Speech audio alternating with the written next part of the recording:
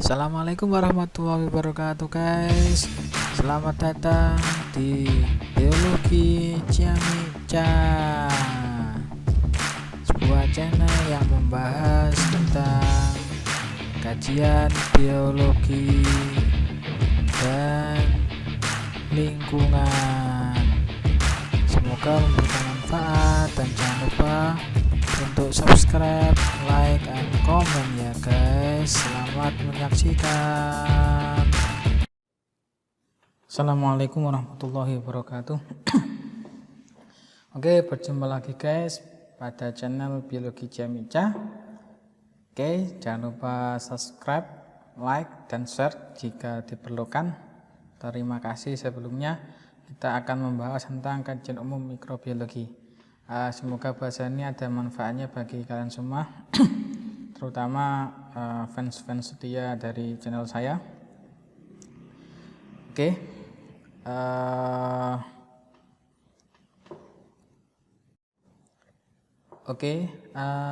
Mikrobiologi merupakan mata kuliah yang mempelajari tentang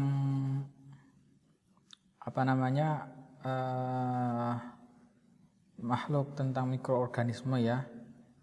Pengertiannya setelah ini. Jadi fokus ke mata kuliah ini atau mikrobiologi ini membahas tentang terutama bakteri, kapang, mold yang mikroskopik ya. Kalau fungi yang makroskopik sekelas ya Basidium, Ascus ya, kelas-kelas yang yang besar-besar ya, makrofungi itu akan dipelajari di tersendiri, yaitu pada mikologi ya. Tapi nanti akan secara umumnya saja tentang fungi, mold, kapang, bakteri, dan juga virus ya. Kalau alga dan protozoa itu disendirikan ya, kita tidak akan mempelajari pada mikrobiologi ini.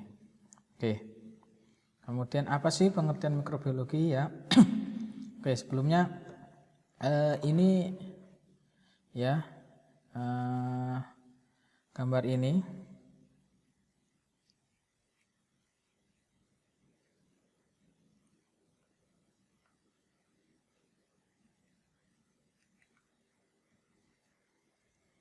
ya, gambar ini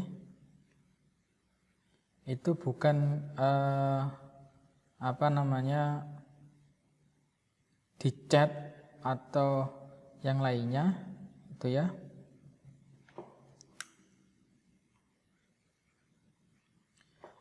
Akan tetapi gambar ini merupakan bentuk koloni dari ini merupakan bentuk koloni dari bakteri ya. Ada memang yang berwarna putih koloninya, ada yang berwarna kuning, oranye ya, hijau, merah, dan sebagainya. Ini bukan diwarnai, tapi memang ini bentuk koloni dari bakteri, dan ini indah sekali gitu ya. Bahkan ada beberapa lukisan itu yang dilukis dari morfologi warna koloni bakterinya. Indah sekali. Kalau ini yang mikroskopisnya ya, yang pakai scan elektron mikroskop. Nah, mikrobiologi merupakan kajian yang sangat luas sekali, dan perannya yang seperti video saya kemarin yang minggu lalu itu merupakan yang real dalam kehidupan kita sehari-hari ya, dan aplikasinya juga sangat banyak sekali. Dari mulai kita bangun dan tidur lagi itu, kalau kita mau berpikir ya, mau merenung ya, kita akan renungan kita tidak akan lepas dengan dunia mikrobiologi di sekeliling kita. Namun kita memang belum sadar atau belum tahu gitu ya, bahwa dunia mikrobiologi itu erat kaitannya dengan dunia manusia. Ya mesti kita sama-sama tinggal satu dunia ya, satu dimensi, satu alam ya. Tapi kita tidak tahu kehadiran mereka. ya, tidak tahu, tidak bisa berinteraksi dengan mereka, kita belum bisa memanfaatkan mereka. Padahal mereka selalu ada di sisi kita, bukan malaikat mungkar nakir ya, bukan loh ya. Ya, tapi mereka selalu ada di sisi kita. Dan itu diciptakan Allah guna menyeimbangkan lingkungan alam. Ya, itu ya. Jadi mikrobiologi adalah ilmu yang mempelajari perhidupan jasad renik, yaitu organisme yang tidak dapat dilihat dengan mata telanjang, atau untuk mempelajarinya memerlukan teknik khusus. Jasad renik kemudian disebut dengan mikroorganisme atau mikroba atau mikrobia sama.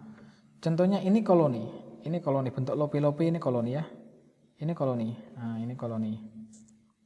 Ada 2 koloni, satu warna ungu, satu warna orange, satu warna ungu ya. Ini koloni bakteri. Ini bisa distrik pada cawan Petri di media Na ya. Jadi salah satu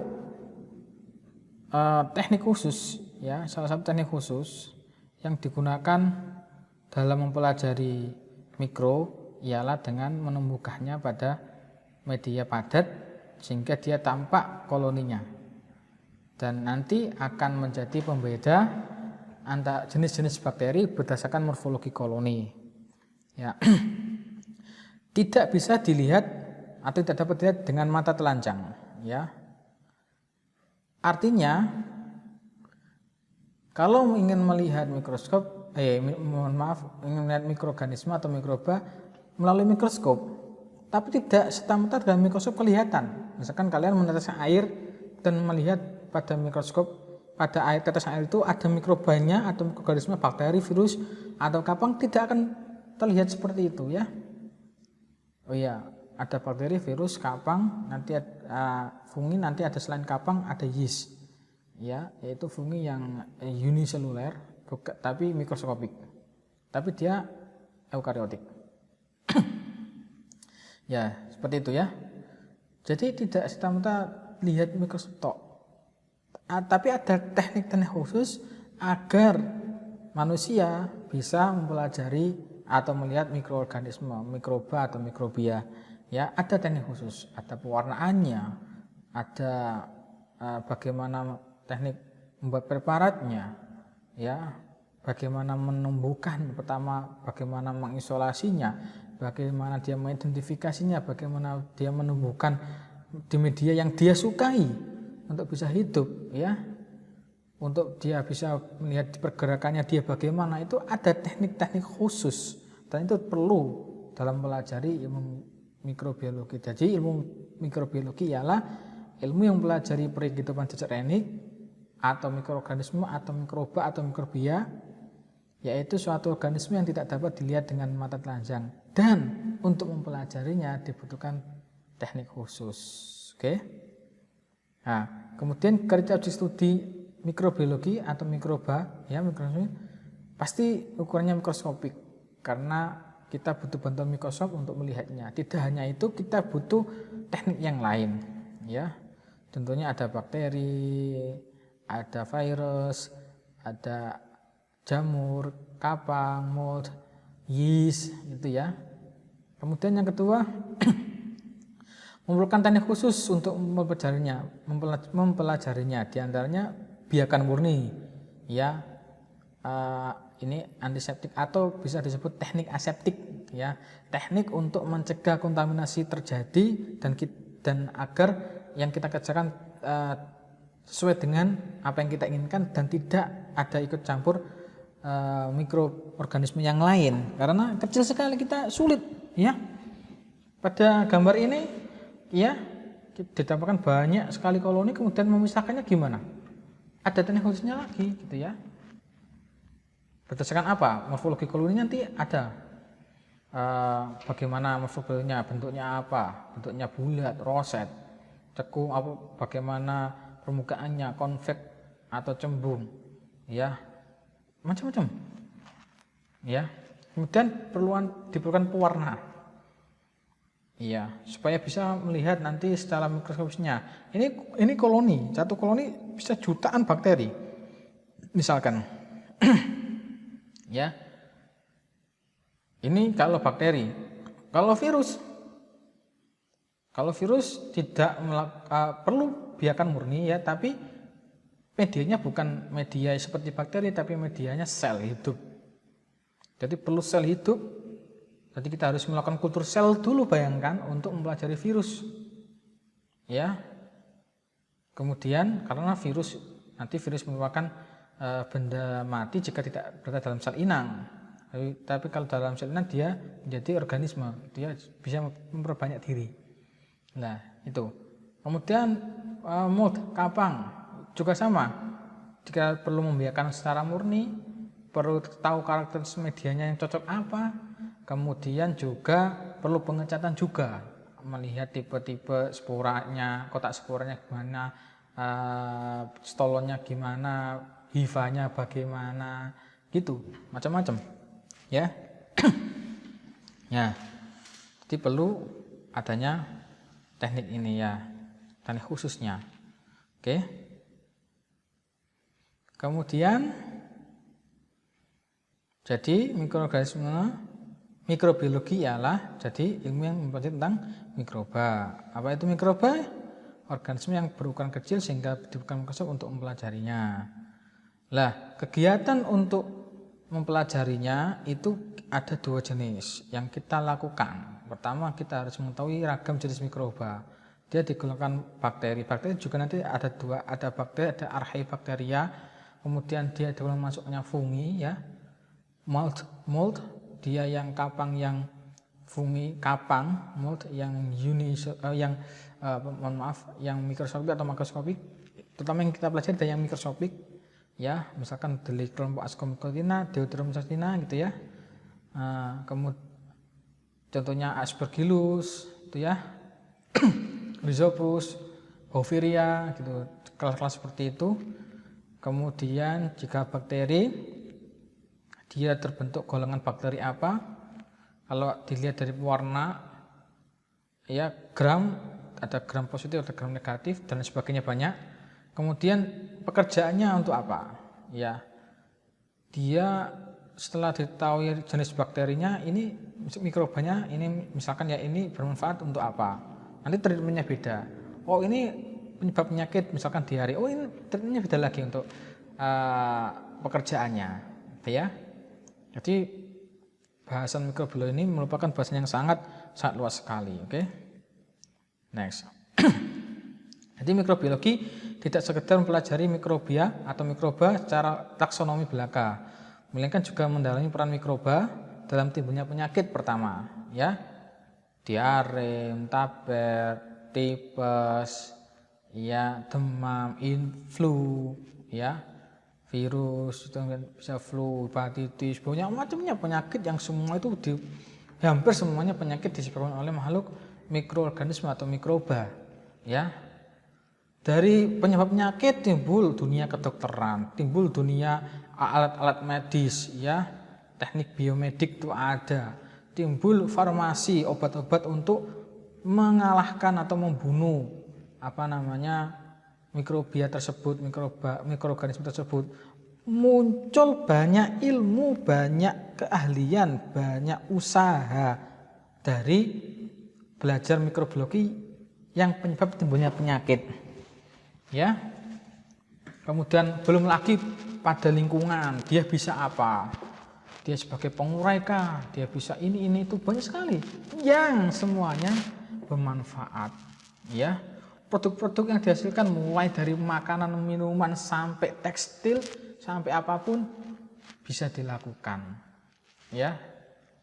Sampai makhluk yang paling gampang direkayasa genetikanya mikroorganisme, bakteri, virus, kapang, yeast itu mudah sekali direkayasa, ya, diotak-atik karena dia kecil, simple, gitu ya. Dia kalau bakteri itu masuk golongan prokaryotik. Kalau yeast, mold atau kapang masuk ke, ya, kalau bakteri prokaryotik, kalau yeast, mold, kapang masuk ke eukaryotik. Nah, Gitu. Jadi banyak sekali pada bentuknya. Tempe, Yakult, ya banyak sekali. Itu produk itu bagian produknya. Banyak sekali yang dihasilkan dari produk antibiotik misalkan. Ada amoxicillin, streptomycin, ya, penisilin. Nah, itu dari kapang. Ya. Jadi belajar ini tuh subhanallah menambah iman kita, ya. Asalkan kita tahu bagaimana memanfaatkan mereka. Kemudian peran mikroba. Pertama, memberikan produk kebutuhan manusia. Tadi sudah saya sebutkan, ya. Dari mulai penyedia obat, ya, makanan, minuman, ya, tempe, Yakult, atau koko, itu kan produk-produk mikroba, bakteri. Kemudian memberikan jasa membantu manusia, mengurangi pencemaran logam berat, pencemaran plastik, pencemaran sampah organik, ya, membantu kesuburan tanah, menyuburkan tanah, bakteri penambat nitrogen, bakteri pelarut fosfat, banyak sekali, ya. Untuk bioinsektisida bisa pakai virus, bisa pakai bakteri, bisa pakai kapang, ya. Membuat makanan minuman pakai kapang, jamur tempe, kecap, ya, nata de coco, minuman yang lain. Merugikan manusia, penyebab penyakit. Dari penyebab penyakit timbul dunia kedokteran, timbul dunia farmasi. Jadi peran mikroba tidak ada yang tidak merugikan sebetulnya. Semuanya menguntungkan. Jadi makhluk hidup yang banyak manfaatnya daripada manusia itu mikroorganisme. Dan enggak ada dosa, enggak dikasih akal, enggak punya dosa. Tapi diberi Allah kemampuan yang luar biasa membantu kehidupan manusia. Saking sayangnya Allah pada makhluk yang bernama manusia, ya, Allah itu memberikan pendamping yang luar biasa yang tidak bisa dilihat mata telanjang dan begitu besar manfaatnya, peranannya di lingkungan sekitar manusia tinggal. Oke, bayangkan tidak ada pengurai, ya. Dunia ini sudah penuh dengan sampah tubuh organisme, sampah apapun, tetapi tidak dapat diuraikan, itu ya. Ada bahan fosil itu hasil penguraian organisme, mikroorganisme, gitu ya. Jadi kita dari bahan bakar fosil kita dapatkan energi untuk listrik, untuk kita masak, ya, api, ya, semacam-macam, banyak untuk kendaraan dan sebagainya. Sehingga kita bisa menikmati kuliah online, belajar dimanapun. Itu salah satunya peran mikroba, ya. Dia penyubur tanah sehingga dapat ditanami, tumbuhan dapat hidup bagus, kemudian dipanen. Nah, sehingga kembali lagi ke manusia, ya kan? Ya. Oh Pak, saya anak petani, biasanya tanaman saya busuk, bagian batangnya itu kan jamur. Iya, jamur, betul. Tapi lihat, ya, ada busuk ada keluhan apa tentang tanaman yang dimakan mikroorganisme, ada produk yang digunakan untuk melawannya. Produk ini punya pabrik membutuhkan banyak pekerja. Jadi peluang untuk membuka lapangan pekerjaan tidak ada yang merugikan.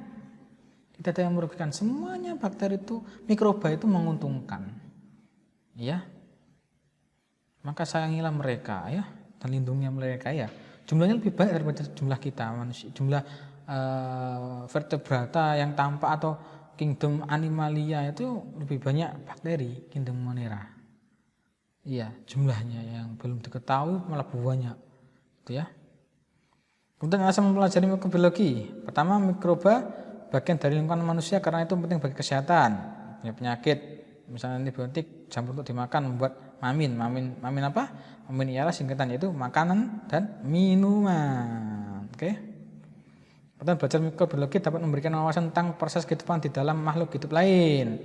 Dari belajar bakteri kita tahu tentang ekstraksi DNA itu bagaimana, tentang rekayasa DNA itu bagaimana. Karena rekayasa genetika paling gampang pakai bakteri, paling gampang pakai virus. Gitu ya. Kita bisa mempelajari sel-sel eukariotik lewat kapang, lebih mudah dipelajari. Lewat yeast itu lebih mudah dipelajari. Organel sel lebih mudah dipelajarinya, ya. Bahkan virus dan bakteri bisa dibuat untuk terapi gen nanti di genetika insya Allah ya. Kalau saya lupa saya diingatkan ya. Oke. Contohnya bagaimana memahami metabolisme terjadi. Kalian belajar tentang siklus Krebs, kalian belajar tentang glikolisis ya, metabolisme karbohidrat, lemak, protein itu apa yang dipelajari awalnya ya dari mikrobiologi dulu, mikroorganisme dulu karena mudah, karena simple gitu ya. Kemudian bagi pendidikan, mikroba dapat digunakan di dalam penelitian karena struktur relatif sederhana, lebih mudah mempelajari proses kehidupannya, biaya murah dan hasil terandalkan. Ya, ngingunnya gampang ya, 24 jam, 42 jam sudah tumbuh. Ya virus ya memang sih butuh dana lumayan sih, nggak murah, tapi dibandingkan mengingu daripada misalkan merawat manusia, hewan, lain-lain itu kan lama, lebih baik merawat bakteri, merawat virus yang berguna loh ya, jangan dimanfaatkan untuk menyerang manusia lagi ya, tidak boleh seperti itu ya. Pintar mikrobiologi jangan sampai disalah artikan untuk kejahatan, jangan untuk kejahatan. Masih banyak hal kebaikan yang di dunia ini yang bisa dimanfaatkan dengan mempelajari mikrobiologi. Jangan membuat virus aneh-aneh. Sebenarnya gampang memutaskan virus sehingga virus itu bisa menginfeksi manusia, itu gampang sekali. Tapi kita punya hati nurani, pertanyaannya kita punya hati nurani tidak ya untuk melakukan semua itu. Kita pintar tapi kita jahat, jangan seperti itu ya. Kita mempelajari ini untuk belajar mengenal lingkungan diri kita sehingga kita bisa mengenal Tuhan kita, mengenal Allah Subhanahu wa taala ya. Ya. Gitu ya. Barang siapa yang tidak mengenal dirinya, maka dia tidak akan mengenal siapa Tuhannya ya. Itulah ya. Oke. Lanjut. Nah, contoh-contohnya saya kasih contoh. Ada bakteri peranannya untuk daur ulang elemen vital ya. Contohnya mendekomposisi CO2 menjadi bahan organik, mengubah N2 menjadi amonia. Contohnya Rhizobium, Azulabinata, Azotobacter. Sebenarnya pelarut fosfat ada Bacillus, Pseudomonas, Penicillium. Nah, kalau Penicillium ini kapang, mold ya. Rhizobium, Azotobacter, Bacillus, Pseudomonas itu bakteri ya. Kemudian untuk bioremediasi. Remediasi itu mengembalikan lingkungan yang sudah tercemar ke lingkungan yang belum tercemar atau ke asalnya. Bio itu menggunakan makhluk hidup, berarti mengembalikan lingkungan yang sudah tercemar kembali ke asalnya sebelum tercemar menggunakan makhluk hidup. Manusia nggak mau untuk melakukan bioremediasi, ya kebanyakan nggak mau. Yang mau dan sekarang sudah melakukan itu mikroba atau mikroorganisme yang tentunya tidak berbahaya, sedikit berbahaya bagi manusia, tapi yang lain menguntungkan dan bersahabat dengan manusia. Tentunya Pseudomonas bisa digunakan apapun ya, untuk pupuk, untuk remediasi, untuk antibiotik, untuk apapun dia bisa Pseudomonas. Terutama Pseudomonas aeruginosa atau Micrococcus, Flavobacterium, Brevibacterium, banyak sekali ya ini. Jadi kemudian untuk pengendalian terpadu ya, untuk biosintetisida pakai virus. Ya, Spodoptera, Litura, multiple nuclear polyhedrosis virus, aspek anatomi. Saya dulu S1 saya dengan pembimbing Bu Dr. Maharani dari UNESA itu saya mempelajari tentang ini, kultur sel juga, ya. Bagi Bu Maharani yang menonton ini, terima kasih atas ilmu yang diberikan kepada saya dan dosen-dosen saya yang lain baik di Indonesia maupun di UNER. Ya, kemudian Bacillus thuringiensis ini sudah direkayasa genetiknya menjadi dimasukkan ke dalam tanaman jagung, ada tanaman jagung yang transgenik, gen atau DNA yang menghasilkan racun BT dimasukkan dalam tanaman sehingga ada ulat yang makan tanaman akan mati karena racun saja ya. Gennya disimpan ke gen tanaman. rekayasa genetika. Ya, subhanallah ya. Oke. Industri untuk pembuatan polimer. Ya. Misalkan alkali ganes eutropus untuk membuat poli 3 hidroksi alkanoat PHA PHB itu plastik ya. Kemudian untuk oksidasi besi misal ferroplasma asid Darmanus tidak ada pengoksidasi besi ya, mungkin besi tidak akan bisa terurai ya. Nah, gitu ya industri. Masih banyak lagi ya. Pangan, wah kalian sudah bisa menyebutkan contohnya pasti ya. Kemudian farmasi untuk antibiotik ya, untuk antivirus vaksin, untuk vitamin contohnya Pseudomonas propionibacterium, untuk vitamin B12 atau kobalamin. Sebagian kecil ini yang saya contohkan dan masih banyak lagi. Oke. Jadi ruang lingkup biologi itu kita letaknya belajar di sini ya. Dulu kalau klasifikasi 5 kingdom Whittaker itu masuk ke dalam Monera, baik dia kapang ya, kapang yang mikroskopik, tapi kapang disendirikan nantinya ya. Yang mikroskopik masuk ke Monera ya. Kemudian di sini fungi juga belajar tapi yang mikroskopik saja. Kapang dan yeast itu letak mikrobiologi. Kemudian kalau skema kehidupannya ya, mikroorganisme atau mikrobiologi terletak pada Monera, bagian prokaryotik ini semua ya. Kemudian pada jamur ini sebagian ya fungi ya. Hanya pada kapang yang mikroskopik dan yeast. Kalau yeast pasti mikroskopik. Yeast itu apa Pak? Ragi, contohnya Saccharomyces cerevisiae. Ya vermipan kalau nama bekainya yang kalian tahu itu ya. Oke, klasifikasi ini bisa dibaca dimanapun ya. Jadi pertama ini klasifikasi 2 kingdom ya, ada animalia, ada plantae, Olecanus linnaeus. Kemudian kalau jamur ya dan protista yang fotosintetik masuk plantae, sedangkan non fotosintetik masuk animalia. Ya, bakteri juga ada yang fotosintetik ya, dan ada yang tidak fotosintetik. Ya, kemudian Ernest Haeckel ada kingdom plantae, hewan dan protista. Jadi Monera masuk ke dalam protista yang Haeckel perjalanannya ya. Kemudian Whittaker Monera dikeluarkan menjadi kingdom tersendiri. Monera ya, ini yang dipelajari bakteri, baik bakteri atau archaeobacteria masuk ke Monera, virus juga masuk ke Monera ya. Kemudian Carl Huss itu Monera dibagi 2, ada Eubacteria, ada Archaebacteria. Ini 6 kingdom ya. Kemudian ke-6 kingdom ini masuk ke dalam 3 domain utama, ada bakteri, archae dan eukarya. Kita fokus ke sini ya. Eukarya hanya pada yeast dan kapang. Berdasarkan apa? Sequencing 16 sRNA atau untuk bakteria dan 18 sRNA itu eukarya. S itu Sovelberg ya, ini satuannya untuk ini satuan berat dari RNA ini ya. Berdasarkan kecepatan penemuan Sovelberg yaitu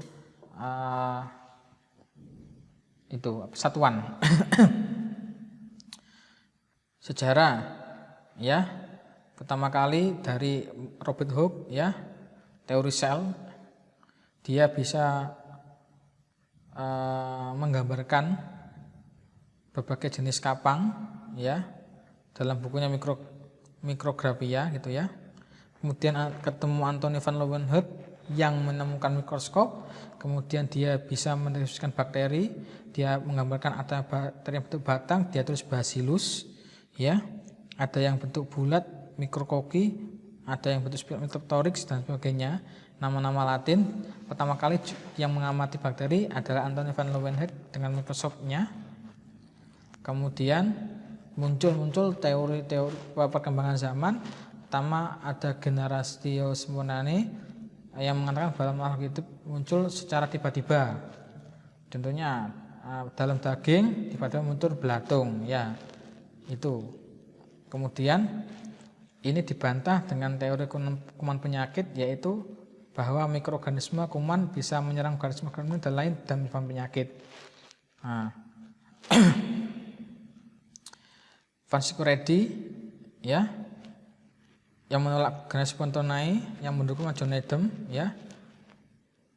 Lazarus Spallanzani juga menolak generasi Spontonai ya, artinya makhluk hidup tidak muncul secara langsung ya, ada akibat ya. John Tyndall menunjukkan bahwa debu membawa mikroba dan jika debu tidak ada, medium tetap steril. Nah, Louis Pasteur, nah ini mulai jaya-jayanya dunia mikrobiologi ya, melakukan percobaan dengan menjebak organisme yang terbawa udara dalam kapas dalam layar angsa. Ini menolak teori generasi spontane kecuali John Needham ya. Contohnya Redi ya, dia menutup ini tidak ada belatung dalam dagingnya.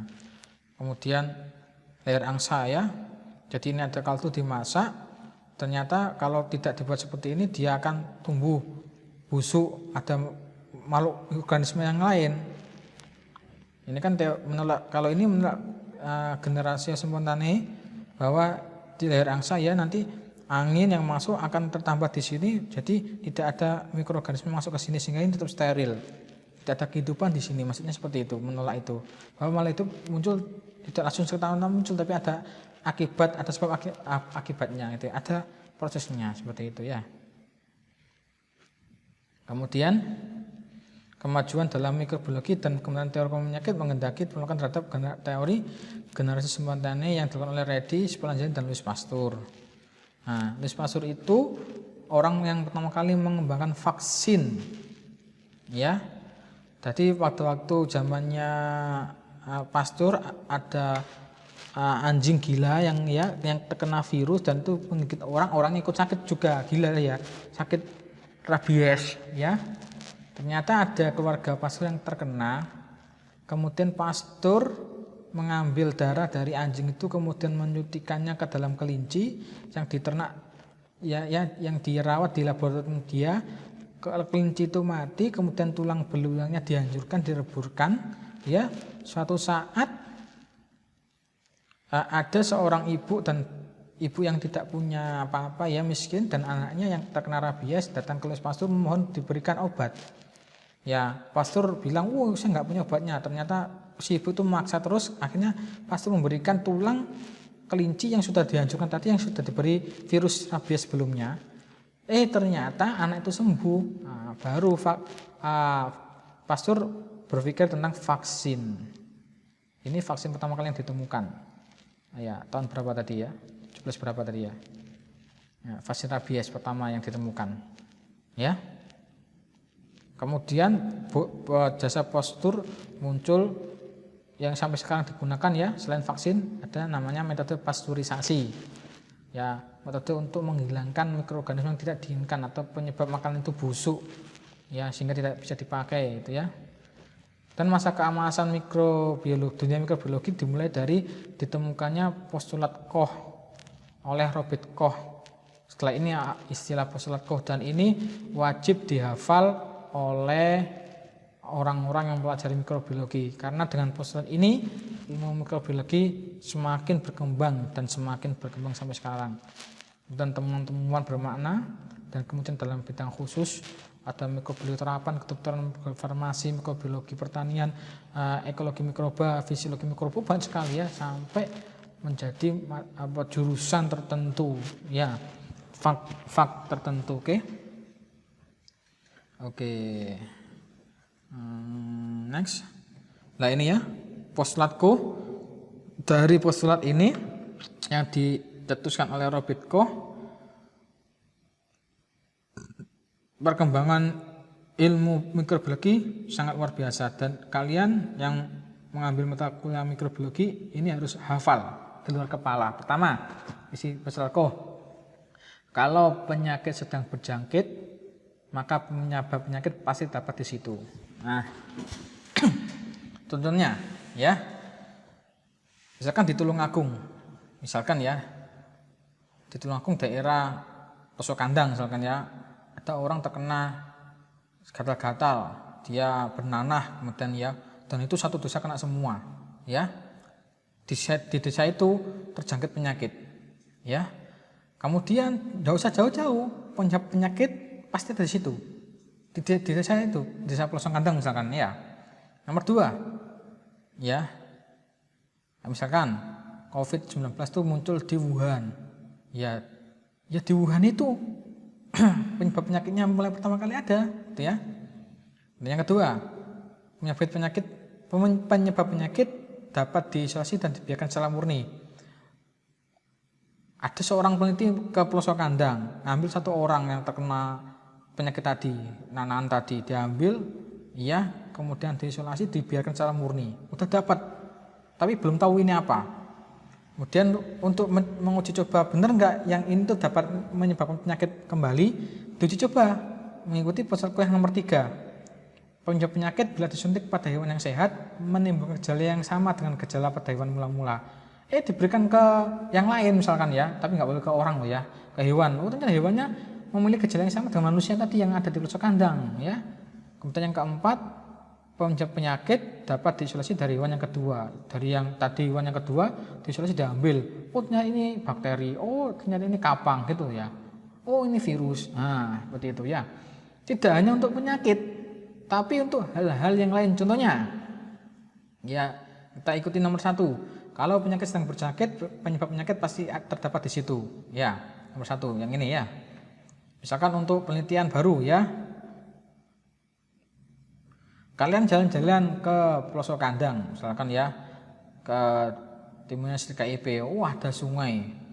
Sungai tercemar oleh limbah, ya. Limbah rumah tangga, limbah pabrik, ada plastik yang menumpuk, ya. Di situ banyak penyakit lingkungannya, ya. Sumbernya ya dari situ, dari lingkungan sekitar. Kemudian penyakit itu dapat diisolasi, ya. Kemudian kita ngambil dari situ, kita biarkan, kita isolasi. Ada apa sih ini di sana, ya. Kemudian kita cobakan mengikuti proses ketiga. Ini ada sampah plastik di sungai ini. Mungkin enggak di situ ada mikroorganisme yang bisa memakan plastik ini. Mungkin, ya, mengikuti proses laku mungkin. Diambillah sampah yang ada di sungai, kemudian dibawa ke lab, diisolasi, dibiarkan, dapat bakterinya. Diuji cobakan ke plastik yang baru beli. Ternyata bisa terurai. Ya, diambil lagi, diisolasi lagi, dibiarkan. Sama. Nah, itu kemajuan dari postulat Koch. Dari postulat ini penelitian tentang mikrobiologi, dunia mikrobiologi berkembang luas sampai sekarang ini. Oke, ya, paham?